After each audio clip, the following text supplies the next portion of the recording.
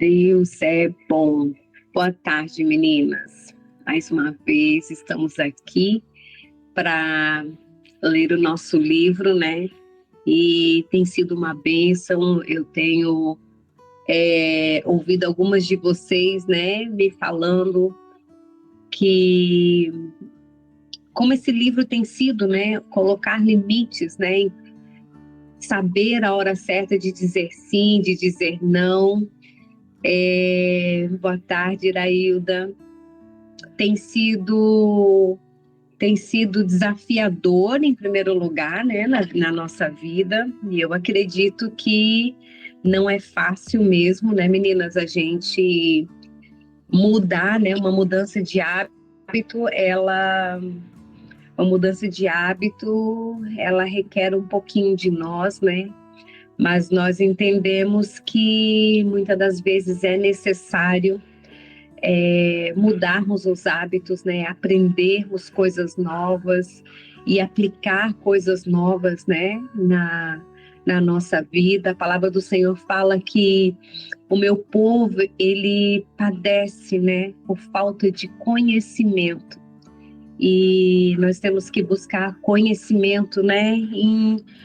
Aonde a gente sabe que a gente vai encontrar aqui em primeiro lugar é a palavra do Senhor, né?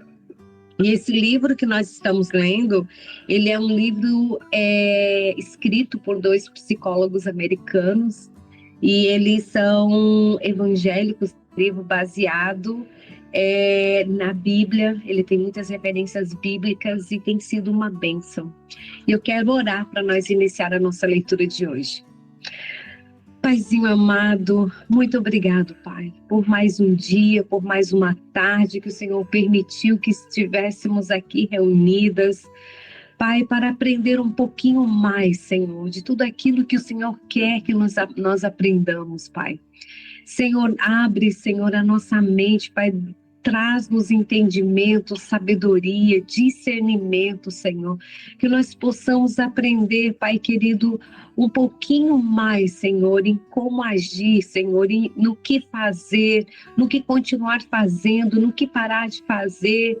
Pai, nos dá sabedoria nessa tarde, que o Teu Espírito Santo venha estar sobre nós, nos orientando, nos guiando, e que tudo aquilo que nós estamos pedindo ao Senhor, que o Senhor venha nos dar sabedoria, que o Senhor nos ensine a como fazer as coisas, venham sido respondidos, Senhor, através da Tua palavra e através, Senhor querido, desse livro que Tu usou 2 grandes filhos Teus, Senhor, para escrever esse livro, Senhor. Pai, nós te damos graças por tudo e nós te convidamos para estar aqui conosco nessa tarde e que nós venhamos estar com a nossa mente leve e preparada para receber de Ti tudo aquilo que Tu tem para trazer e falar conosco nessa tarde. Em nome de Jesus. Amém. Meninas, vamos lá então, nós paramos, né? Nós estamos quase terminando o capítulo de como os limites são criados, né? Hoje nós vamos dar a continuação, né, do que a gente começou a ler semana passada, na terça-feira. Eu já estou achando que hoje é terça-feira. Então nós vamos continuar. Hoje nós vamos ler sobre limites incompatíveis. Às vezes, pela confusão a respeito da criação dos filhos ou por problemas pessoais, alguns pais mesclam limites rígidos e relaxados e acabam enviando mensagens conflitantes para os filhos. A criança fica sem saber quais são as regras da família e da vida. Famílias de alcoólatras frequentemente exibem limites incompatíveis. O pai pode ser amoroso e gentil. O pai pode ser amoroso e gentil um dia e exageradamente ríspido no outro. Isso acontece, sobretudo, em razão das mudanças comportamentais resultantes da ingestão de álcool. O alcoolismo traz grande confusão de limites para as crianças. Os filhos de alcoólatras na idade adulta nunca se sentem seguros nos relacionamentos. Sempre esperam uma ofensa ou um ataque inesperado do outro. Estão constantemente com a guarda levantada. Impor limites é traumático para eles. Dizer não pode gerar respeito ou provocar raiva. Eles se sentem como uma pessoa hesitante mencionada em Tiago, capítulo 1, versículo 6, que diz: é semelhante à onda do mar, impelida e agitada pelo vento. Eles não sabem quem são e nem quais são as suas obrigações. O trauma. Até o momento, tratamos de características do relacionamento familiar. O afastamento, a hostilidade e a imposição de limites inadequados são formas de os pais agirem em relação aos filhos. Com o tempo, tudo isso se torna arraigado na alma da criança. Além disso, alguns traumas específicos podem prejudicar o desenvolvimento dos limites. Trauma é uma experiência emocional e intensamente dolorosa, e não um padrão de personalidade. As agressões sentimentais, físicas e sexuais são traumáticas. Os acidentes e as doenças debilitantes são fatos traumáticos. As grandes perdas, como a morte de um pai, o divórcio ou uma extrema dificuldade financeira, também são traumáticas. Uma boa maneira de entender a diferença entre o trauma e os padrões relativos à personalidade, como o afastamento e a hostilidade, é ver como as árvores na floresta podem ser danificadas. Elas podem ser alimentadas inadequadamente por ingredientes prejudiciais do solo, ou podem receber sol e água em excesso ou de menos. Esse é um exemplo de problemas de padrão de personalidade. O trauma seria como um raio que atinge a árvore. O trauma pode afetar o desenvolvimento dos limites, abalando duas bases do crescimento da criança. Primeiro, que o mundo é relativamente seguro. E segundo, que ela tem controle sobre sua vida. As crianças que sofrem um trauma têm essas bases estremecidas. Elas não sabem se estão seguras e protegidas no mundo e sentem medo de não ter nenhuma confirmação disso quando um perigo se aproxima. Jerry sofreu agressão física de ambos os pais durante anos. Saiu cedo de casa, entrou para a marinha e teve vários casamentos fracassados. Fazendo terapia já na idade adulta, aos 30 anos. Começou a perceber por que, apesar de aparentar uma pessoa forte, sempre buscava mulheres controladoras. Apaixonava-se perdidamente por elas conseguirem manobrá-lo. Então surgia um padrão de aquiescência em relação à mulher, e ele sempre estava no lado do perdedor. Certo dia, durante a sessão, Jerry lembrou de uma vez em que sua mãe lhe bateu no rosto por causa de uma insignificância.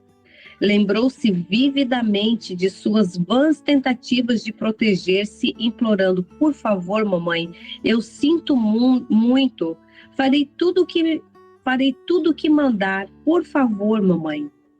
Quando ele prometia obediência incondicional, a surra terminava. Aquela lembrança estava ligada à sua impotência e à sua falta de autocontrole diante das esposas e das namoradas. Ele sempre se apavorava quando elas ficavam zangadas e concordava imediatamente. O desenvolvimento de seus limites foi seriamente prejudicado por um tratamento materno abusivo. O coração de Deus parece condoer-se de modo especial pelas vítimas dos traumas. O Senhor enviou-me a restaurar os contritos de coração. Isaías, capítulo 61, versículo 1. Deus quer que os ferimentos dos traumatizados sejam cicatrizados por pessoas amorosas. As vítimas dos traumas familiares quase sempre apresentam padrões de personalidade desprezíveis ou pecadores. A anulação de nossos limites e a hostilidade em relação a eles são a base para o surgimento do trauma. Meninas, como isso é interessante, né? Eu estava aqui pensando sobre isso, o cuidado que nós temos que ter, né? Com o que nós falamos para os nossos filhos, principalmente enquanto eles são pequenos, né? A gente viu aqui o exemplo de Jerry, né? Que ele tinha vários problemas, vários casamentos fracassados, vários relacionamentos fracassados, mesmo sendo um homem, né, formado e aparentemente forte, mas toda vez que acontecia alguma coisa, né, a mãe dele batia nele, e ele implorava para ela que ele ia fazer tudo que ela quisesse, mas para ela parar de bater nele. E isso aconteceu o quê? Ele se tornou um adulto, né? Que qualquer problema que ele tinha com as mulheres, ele aceitava imediatamente tudo, mesmo sendo uma coisa que não estava sendo bom para ele, mas para que aquilo parasse, né?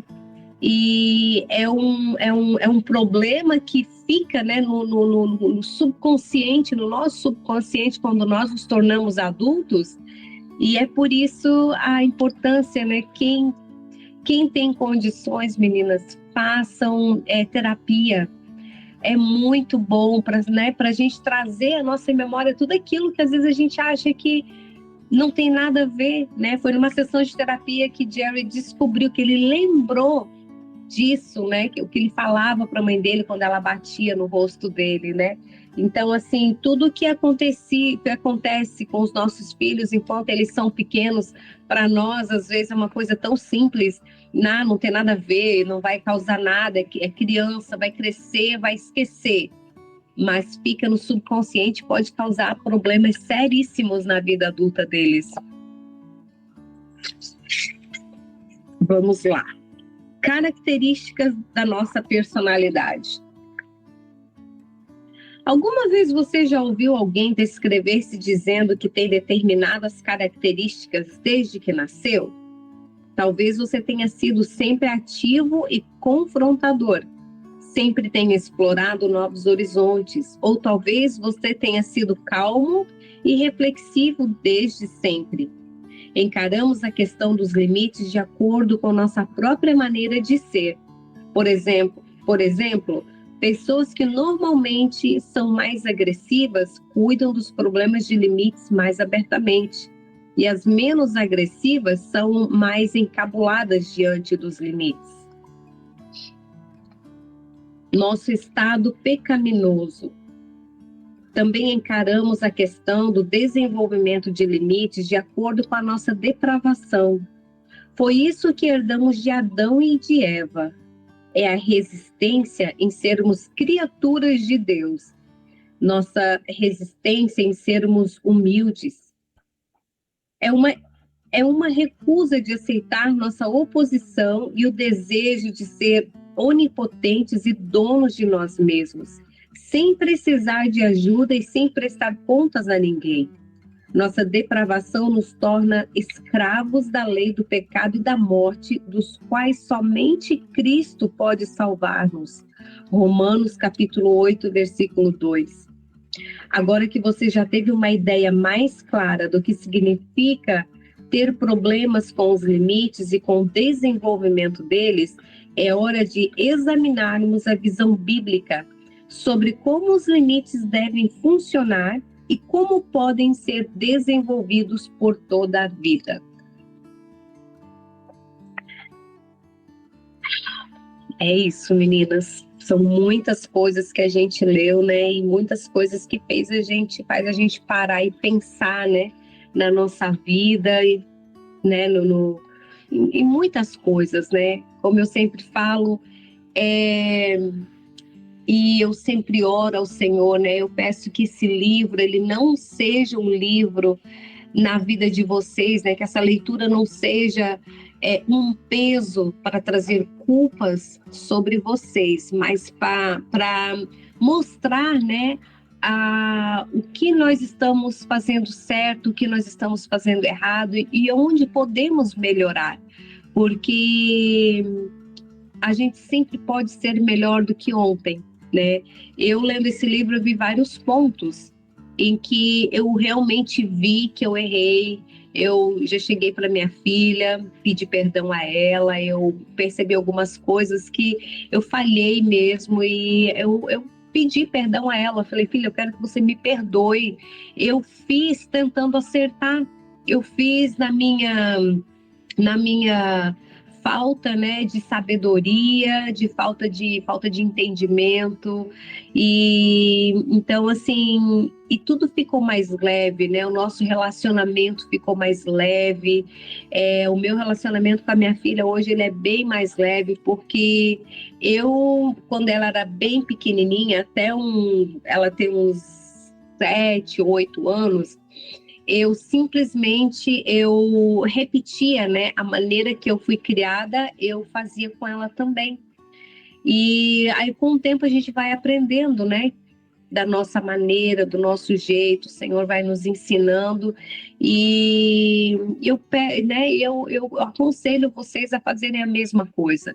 Né? Se vocês precisar chegar um filho e falar, olha, me perdoe, eu não deveria ter agido daquela forma.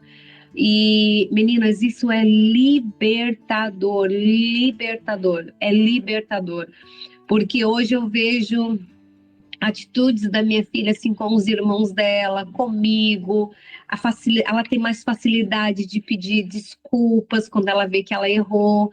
E isso é libertador, mas até o momento que eu cheguei e falei para ela, né, porque eu tive o entendimento que eu errei. Quando a gente tem o entendimento que nós erramos e pedimos perdão, é o Espírito Santo que faz a obra, né? E foi muito leve. Então, meninas, eu quero que esse livro seja uma bênção na vida de vocês, né? E não traga um peso de culpas, né? Por coisas que a gente já fez no passado ou algo do tipo. Pode falar, Sara. Vocês estão me ouvindo, meninas? Perfeitamente. A paz. Jane, você falando aí, né, sobre o quanto a gente às vezes erra por amar. Eu vejo isso, eu conversei com minha filha um dia desse em algumas coisas, que o meu erro com ela foi o excesso de cuidado. E tudo que é demais se torna um erro, né? Por mais assim, eu não tinha o discernimento que nós tínhamos hoje, o amor de Deus nos dá entendimento, né, discernimento através da palavra. Até um dia eu disse, filha, a gente não nasce com um manual. E o Senhor disse, você nasce. Você nasce sim, você se torna uma mãe melhor através da minha palavra. E eu falei com ela, pedi perdão, tivemos uma conversa muito boa, libertadora, porque quando a gente confessa os nossos erros, os nossos pecados, né, a cura, não só para eles, nossos filhos, como também para nós. E eu falei uma coisa para ela, eu digo, olha filha, os erros que eu cometi com você não vai cometer com seu filho, mas pode cometer outros, e não se sinta culpada. Se perdoe, e se você ver que você errou, peça perdão. E Jane, foi tão lindo, a semana passada eu estava com o meu neto, colocando ele para dormir, eu só coloco ele com o louvor de Eli Soares, sobre tua vida eu vou profetizar, nenhuma maldição, eu só coloco ele para dormir com esse louvor. E o Senhor me fez orar sobre a vida dele como se fosse a minha filha no meu colo. Foi algo tão lindo, meninas. Foi algo tão lindo que eu digo, Senhor, cura as feridas que eu causei no coração da minha filha. Por muitas vezes, Senhor, não ter o discernimento, e eu comecei a orar sobre a vida dele, e foi tão lindo, meninas, quando eu vi uma presença tão grande dentro do meu quarto com ele, no meu colo. Então, o que é que eu quero deixar para vocês? assim como eu chegamos a uma maturidade, assim como cada uma de nós chegamos a alguma maturidade, não é para a gente carregar mais peso nas costas, porque o Senhor diz que vinde a mim todos que estáis cansados e sobrecarregados. Então, não se sinta culpada, não sinta culpada. Esse estudo que Jane está trazendo para a gente, eu estava conversando com meu marido, o quanto tem sido maravilhoso, Jane. O quanto nós temos crescido juntas, porque o amor de Deus, ele é maravilhoso, ele nos repreende em amor. Ele vem nos curar, isso é uma ferramenta de cura para nossas vidas. Então não pare, Jane. Que o Senhor venha dar o discernimento, o entendimento, cada dia mais com essa garra, porque nós precisamos dessa ferramenta. Se o Senhor entregou à tua mão essa ferramenta, continue, porque tem sido maravilhoso.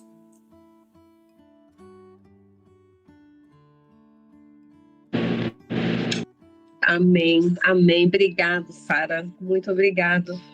E é uma coisa que o Senhor tem falado comigo já faz um tempo e eu tenho me segurado, né? E também não estava tendo oportunidade de começar a trazer esse estudo, assim, né? Porque eu vejo que eu errei muito, né? No início da minha caminhada e eu acredito que tem algumas coisas que eu posso estar fazendo e errando também, mesmo tendo filhos, né? Praticamente todos adultos, né? O meu bebê vai fazer 18 anos agora em agosto, mas que a gente venha ter, meninas, esse discernimento, né, e esse coração perdoador, né, de tanto pedir perdão quanto liberar perdão para eles, né, porque é muito importante, a gente vê uma diferença muito grande, né, no nosso relacionamento de mãe com, né, mãe e filho, mãe e filha, e eu acredito que nós precisamos, porque muitas das vezes a gente acha, não, eu sou mãe, era o melhor que eu tinha, eu não vou pedir desculpa, eu sou contra isso, e o meu filho tem que entender, e ele vai ser pai, ela vai ser mãe, eles vão entender. Sim, vai chegar um dia que eles vão entender, né? Só que a palavra do Senhor fala que o perdão, ele liberta, ele traz cura, né? Ele quebra correntes. Então eu aconselho a você, se você lembrar de qualquer coisa que você fez com seus filhos, peça perdão e você vai começar a ver muitas coisas mudar no seu relacionamento com seus filhos. Isso não importa a idade. Pode ser bebê, pode ser, né? Na América a gente fala toddler, que é as criancinhas ali de 3, 4 aninhos, né? Como as crianças, né, de até 10, 12 anos, os adolescentes. E exercite isso. E vocês vão ver que os seus filhos vão começar a fazer a mesma coisa. E é lindo. Meninas, vamos começar agora o capítulo 5. Nós vamos começar a ler sobre as 10 leis dos limites. Imagine por um momento que você vive em outro planeta, governado por princípios diferentes. Suponhamos que seu planeta não tenha gravidade nem necessite de um meio de troca como dinheiro. Você obtém energia e combustível por osmose, em vez de ter de comer e beber. De repente, sem nenhum aviso, você é transportado para a Terra. Quando acorda de sua viagem, sai de sua nave espacial e cai abruptamente no chão. Ai! Você exclama, sem saber exatamente por que caiu. Depois que se recompõe, decide conhecer o lugar, mas não pode voar por causa desse novo fenômeno chamado gravidade. Então você começa a caminhar. Depois de algum tempo, percebe estranhamente que sente fome e sede. Pergunta-se por quê. No lugar de onde você vem, o sistema galáctico rejuvenesce o seu corpo automaticamente. Felizmente, você encontra um habitante da Terra que diagnostica seu problema e diz que você precisa de alimento. Melhor ainda, ele recomenda um lugar onde você pode comer chamado Lanchonete do Madruga. Você segue as informações, entra no restaurante e consegue pedir um tipo de comida terráquea, que contenha todos os nutrientes que você precisa. Imediatamente você se sente melhor. Então o homem que lhe deu a comida quer R$ 7 por isso. Você não faz a menor ideia do que ele esteja falando. Depois de uma discussão, aparecem uns homens uniformizados que o levam embora e o colocam em um pequeno quarto com grades. O que será que está acontecendo? Você pensa. Você não fez mal a ninguém, mas está na cadeia, seja lá o que isso signifique. Você não pode mais ir aonde quiser e não gosta nada disso. Você estava apenas tentando cuidar de seus problemas e agora tem as pernas doloridas. Sente cansaço de longa caminhada e dor de estômago por ter comido demais.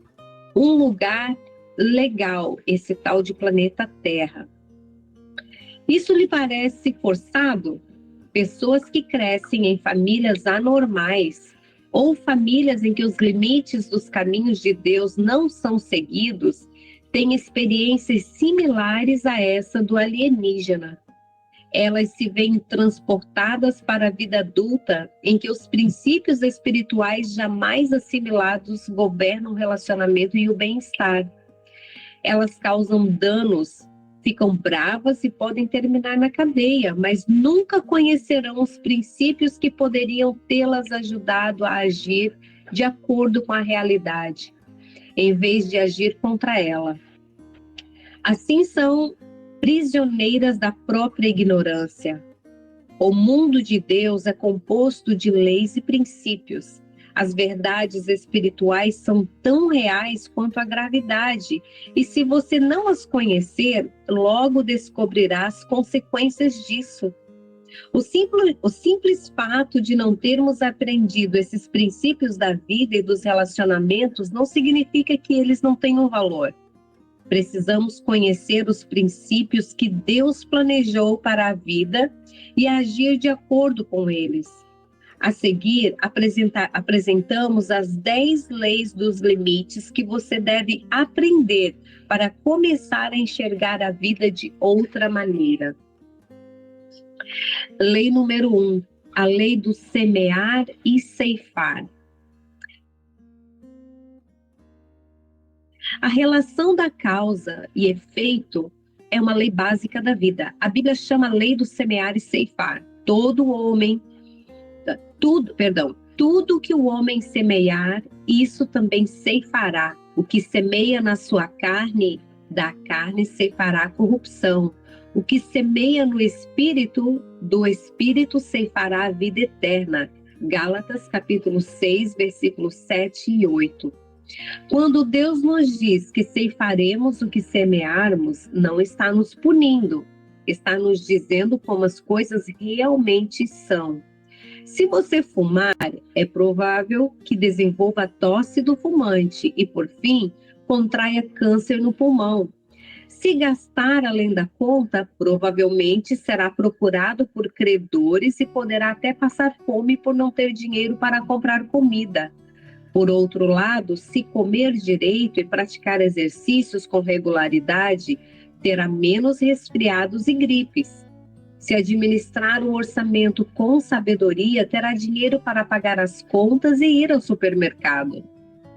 Às vezes, no entanto, uma pessoa pode não ceifar o que semeia porque alguém intervém e colhe as consequências por ela. Se toda vez que você estourar a conta corrente, sua mãe enviar dinheiro para cobrir os cheques a descoberto Se toda vez que você estourar a conta corrente, sua mãe enviar dinheiro para cobrir os cheques ou débito do cartão de crédito, você não ceifará as consequências de seu esbanjamento. Sua mãe o protegerá das consequências naturais, a perseguição dos credores ou a fome. Meninas, isso aqui é uma coisa tão importante que às vezes nós olhamos, né, pessoas e fica, meu Deus, essa pessoa apronta tanto, tanto, tanto, tanto, mas ela não colhe. Você vê que ela rouba, ela faz isso, todo, né, um monte de gente sabe, mas ela continua presa, né, ela solta, ela não paga, não tem as consequências. Mas muitas das vezes tem alguém pagando as consequências por trás dela, né? Tem um pai pagando uma fiança na cadeia quando o filho é preso, para tirar o filho daquilo, né? Os filhos vão lá e gastam mais do que pode, tem pai e a mãe ali dando um dinheiro para eles, né? Para cobrir aquele débito ali, né? O vermelho, né? Do banco. E isso são coisas que, ao invés de você estar ajudando os seus filhos, você acaba prejudicando eles, né? Porque eles não... Enquanto você não sente o peso, né, do seu erro, você nunca vai aprender. E nós, como pais, muitas das vezes nós queremos proteger os nossos filhos disso, né? E é aí onde nós cometemos o erro. Eu me lembro quando a minha filha era pequenininha, minha filha, quando eu me casei com meu esposo, meu atual esposo, minha filha tinha 4 aninhos. E às vezes eles estavam, né, lá e tal, e quando acontecia alguma coisa entre eles ali, que eles não se entendiam, que ele falava mais sério com ela e tal, ela vinha correndo para mim chorar. E chorava, mamãe, ele fez isso. E chorava, eu falava para ela assim, me partiu o coração, mas eu precisava ensinar ela, né? E eu falava assim para ela, falava, filhinha, mamãe não tem nada a ver com isso. Isso é um problema seu e do papai, vai resolver com ele.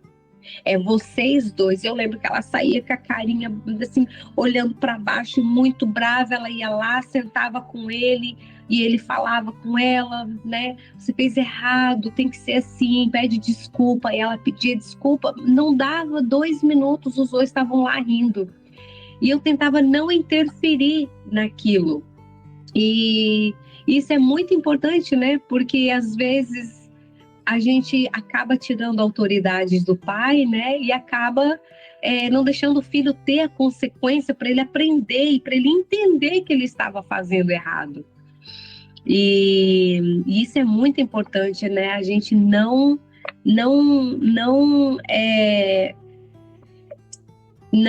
colher as consequências dos nossos filhos, né? Como demonstrou a mãe do exemplo anterior, a lei do semear e ceifar pode ser interrompida. E geralmente são as pessoas sem limites que causam essa interrupção. Do mesmo modo que podemos interferir na lei da gravidade, pegando um copo que cai na mesa, as pessoas podem interferir na lei. As pessoas podem interferir na lei da causa e efeito, intervindo e socorrendo um irresponsável. Livrar uma pessoa das consequências naturais do seu comportamento permite-lhe continuar comportando-se irresponsavelmente.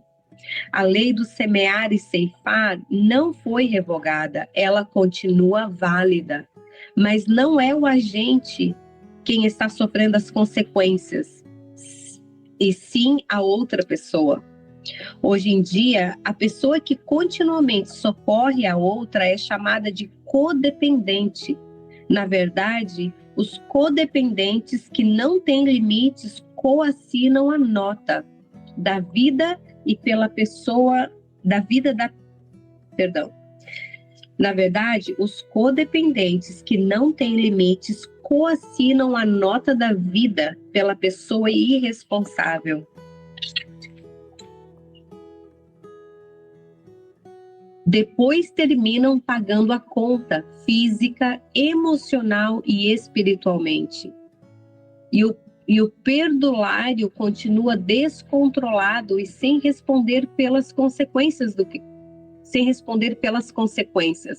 Ele continua a ser amado, mimado e socorrido.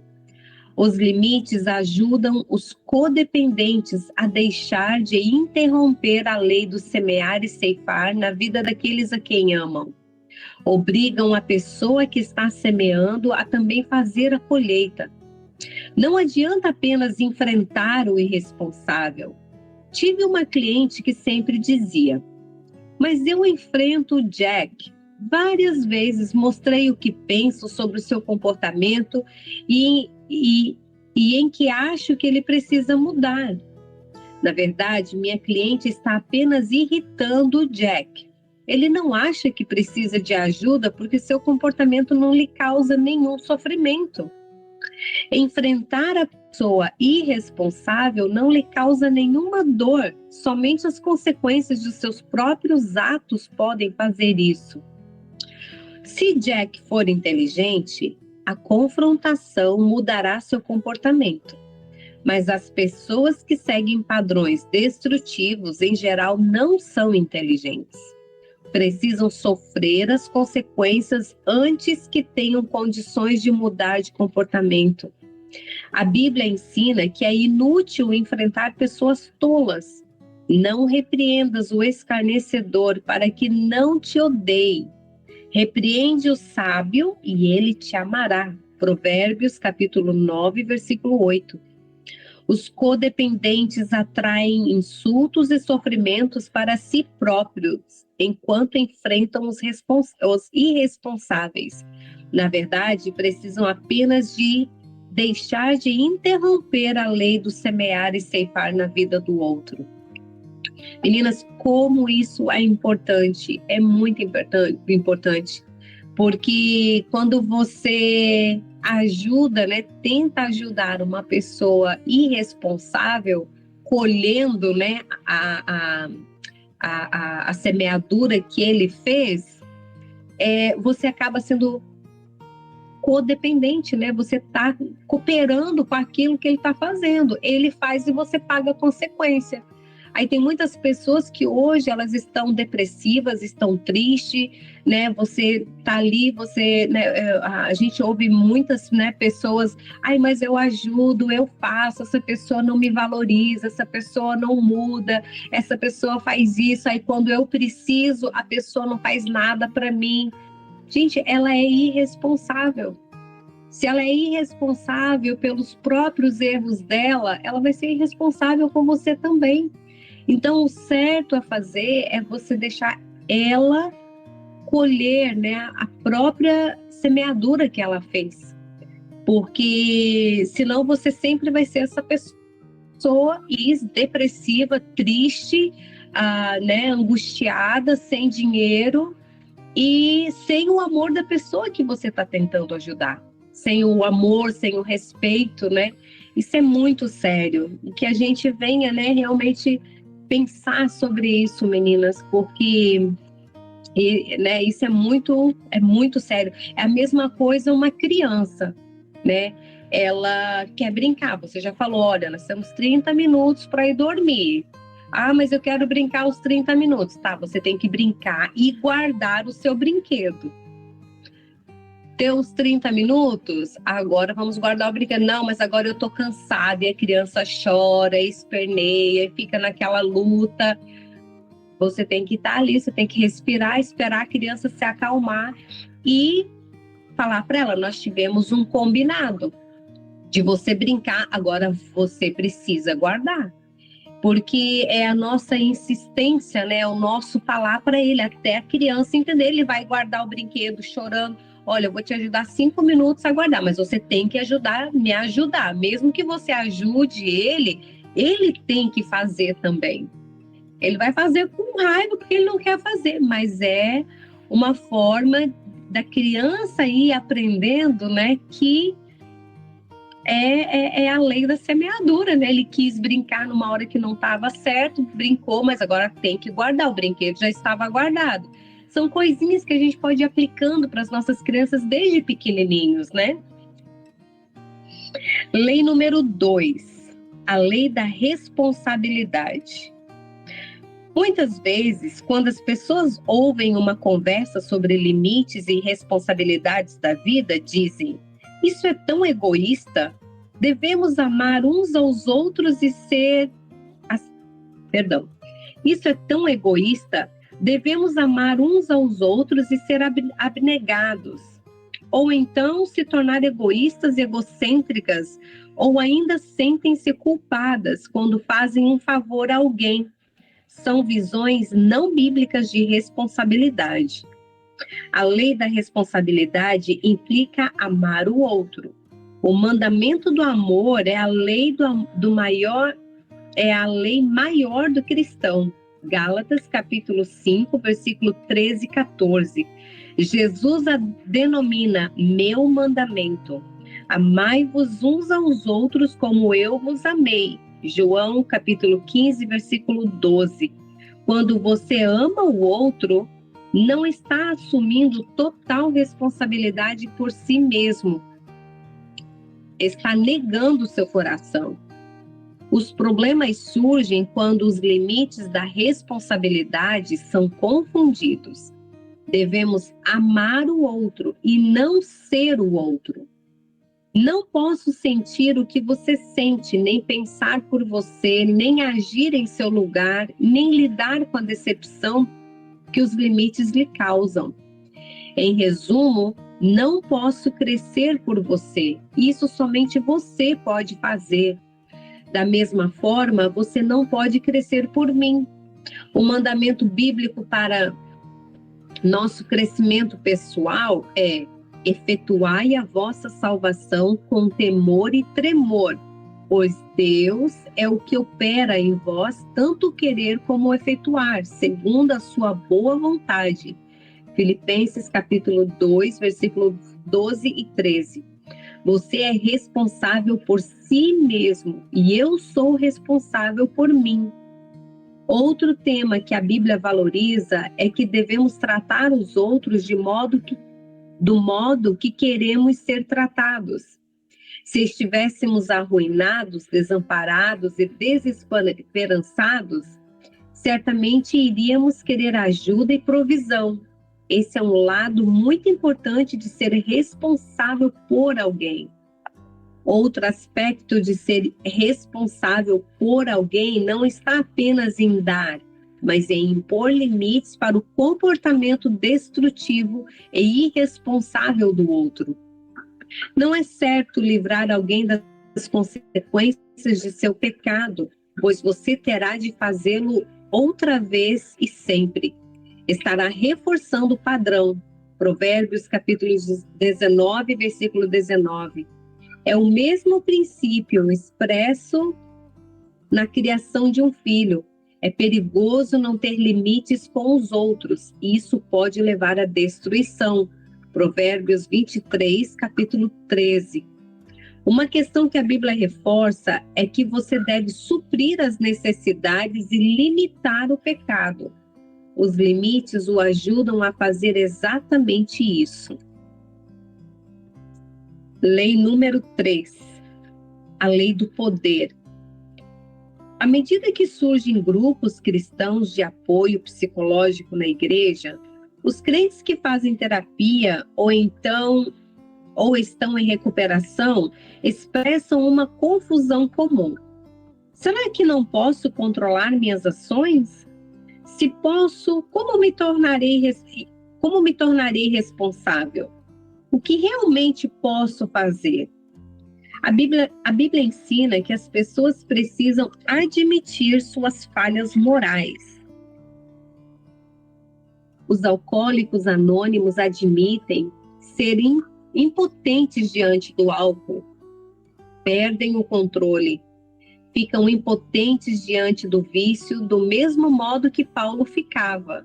O que faço, não entendo, pois o que quero, isso não faço, mas o que aborreço, isso faço. Pois não faço o bem que quero, mas o mal que não quero, esse faço. Mas vejo nos meus membros outra lei que batalha contra a lei do meu entendimento e me prende debaixo da lei do pecado que está nos meus membros. Romanos capítulo 7, versículo 15, 19 e 23. Isso é impotência. João diz que todos nós encontramos nesse estado e qualquer um que o negue está mentindo. 1 João 1 e 8. Embora você não tenha o poder em você para superar esses padrões, tem o poder de fazer algo que traga os frutos da vitória no futuro.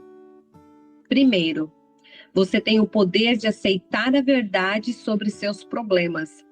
A Bíblia chama isso de confissão. Confessar significa concordar com. Você tem a capacidade de pelo menos dizer, eu sou assim.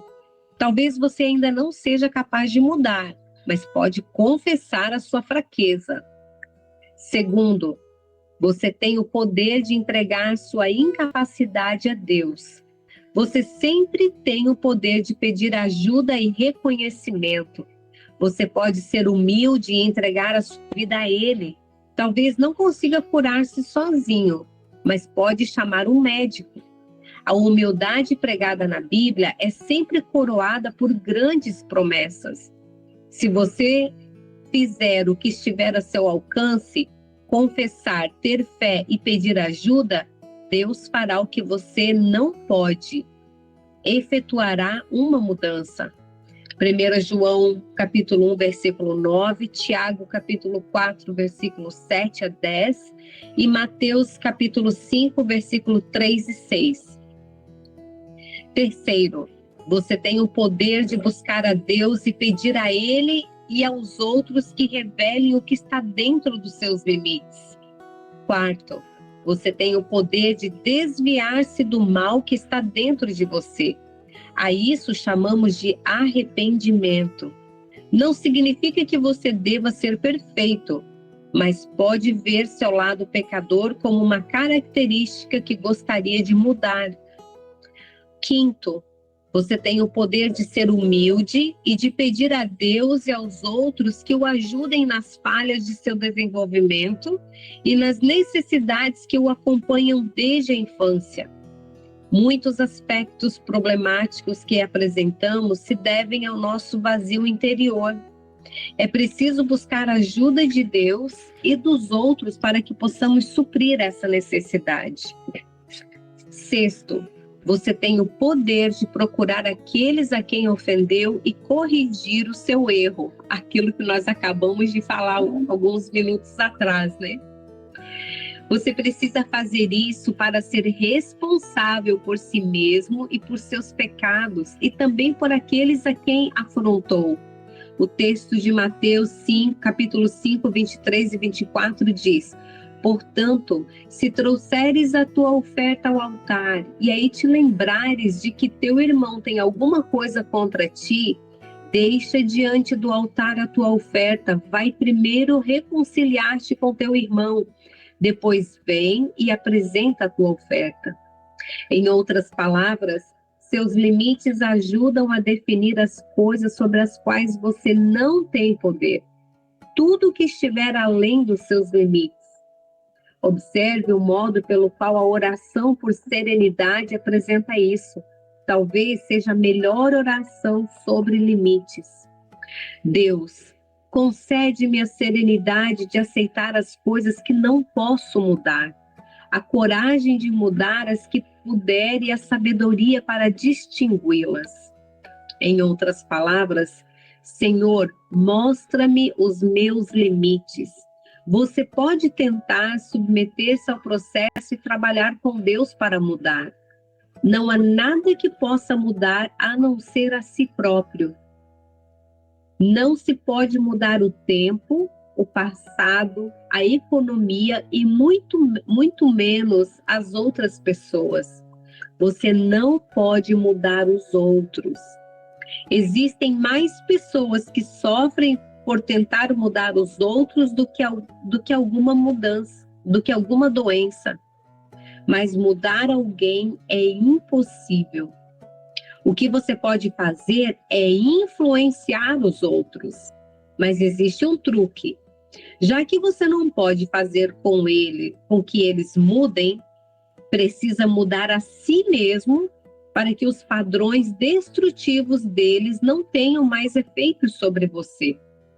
Mude o seu modo de lidar com os outros. Eles podem ser motivados a mudar se os antigos métodos não funcionarem mais. Outra dinâmica que acontece quando se desvencilha dos outros é que você começa a ficar mais saudável. E eles podem reparar em sua saúde e invejá-la. Vão querer ter um pouco do que você tem. Mais uma coisa, é preciso sabedoria para discernir o que você é e o que não é. Peça a Deus sabedoria para reconhecer o que você pode mudar e o que não pode. Meninas, essa parte aqui é tão interessante, né? Porque a gente não pode mudar ninguém. A gente não pode mudar ninguém, mas nós podemos mudar a nós mesmos, né? Principalmente colocando limites em algumas coisas.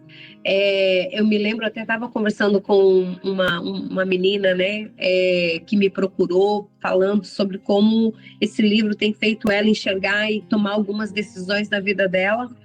E eu estava conversando com ela e eu falei assim, que o que a gente quer mudar numa pessoa, a gente não vai conseguir, mas nós podemos fazer diferente, né? E eu lembro que quando eu cheguei no Brasil, muitas coisas, né, muitas perguntas, quanto que você ganha, quanto que você gastou nisso, quanto você pagou naquilo, e muitas perguntas assim de financeiro, muitas coisas, e eu falava assim, eu já tinha feito um acordo com meu marido há muitos anos atrás, de que tudo sobre o financeiro nosso, né, é uma coisa muito pessoal, é uma coisa privada, os únicos interessados nesse assunto é eu e ele. E eu comecei a falar para essas pessoas, né? Eu falei assim, olha, gente, isso é muito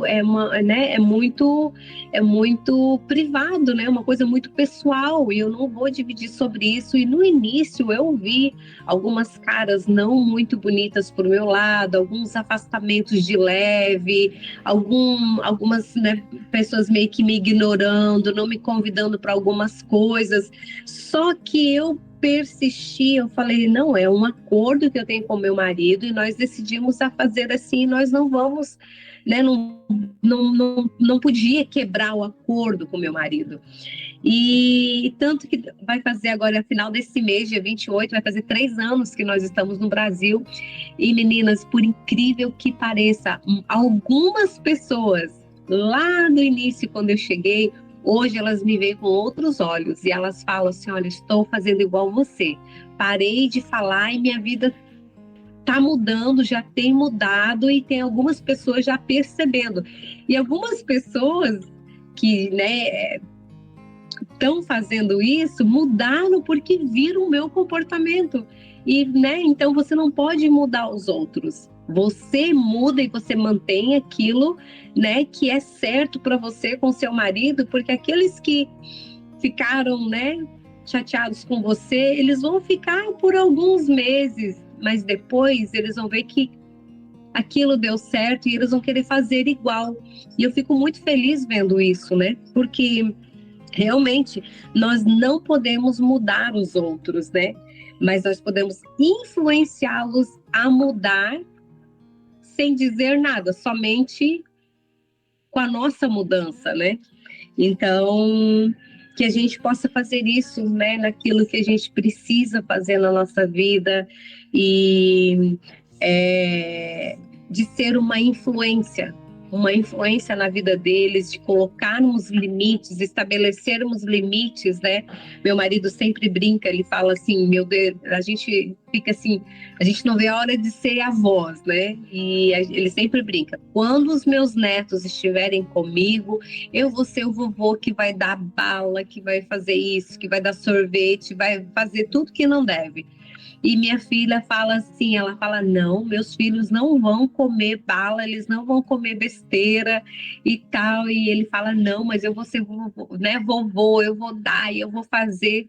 E é uma coisa que de vez em quando a gente conversa, né? Eu falo assim, não, nós precisamos respeitar os limites dos nossos filhos, mesmo que a gente queira ser aqueles avós descolados, aqueles avós legais, que dá tudo o que a criança quer, mas nós não podemos quebrar os limites que os nossos filhos estão colocando na família deles, né? Nós precisamos respeitar.